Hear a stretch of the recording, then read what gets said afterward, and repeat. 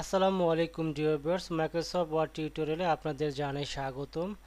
আমরা অনেকেই Microsoft office এই অ্যাপ্লিকেশনটি আমরা ক্র্যাক ভার্সন ব্যবহার করি। তো ক্র্যাক ভার্সন ব্যবহার করাতে যেটা হয়, কিছুদিন ব্যবহার করার পর সফটওয়্যারটি কাজ করে না, এরকম একটি অ্যাক্টিভেশন ফেলিয়ার এরকম মেসেজ জেনারেট করে এবং বলে যে আপনাকে প্রোডাক্ট কি দিতে হবে। কিন্তু আমরা এই প্রোডাক্ট কিটা ব্যবহার না করে কীভাবে প্রবলেমটি সলভ করতে পারবো এই ভিডিওর মাধ্যমে। তো চলুন শুরু করা যাক। Welcome back dear viewers. প্রবলেমটি সলভ করার জন্য আমরা চলে যাব দিস পিসিতে, এখানে ডাবল ক্লিক করব, তারপরে চলে আসব সি ড্রাইভে। এখান থেকে ক্লিক করার পর প্রোগ্রাম ফাইলস রয়েছে, এখানে ডাবল ক্লিক করব। ক্লিক করার পর মাইক্রোসফট অফিস, এখানে ডাবল ক্লিক করব। ক্লিক করার পর অফিস 16 এখানে ক্লিক করব।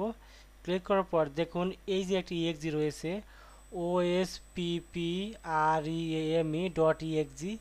এই যে ইএক্সি ফাইলটি রয়েছে, আমরা এই ইএক্সি ফাইলটাকে 3বার রান করব। সেটা কিভাবে?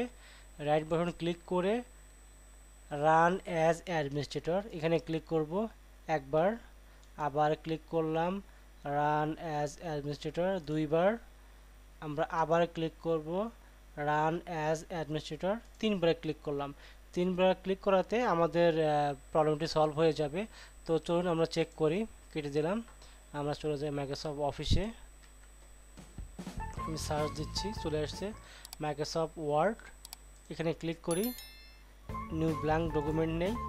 দেখুন আমার এখানে কিন্তু কোনো ধরনের এরকম অ্যাক্টিভেশন ফেলিয়ার ওয়েজার্ড কিন্তু শো করেনি। তো আমরা এভাবে খুব সহজেই প্রবলেম সলভ করতে পারছি।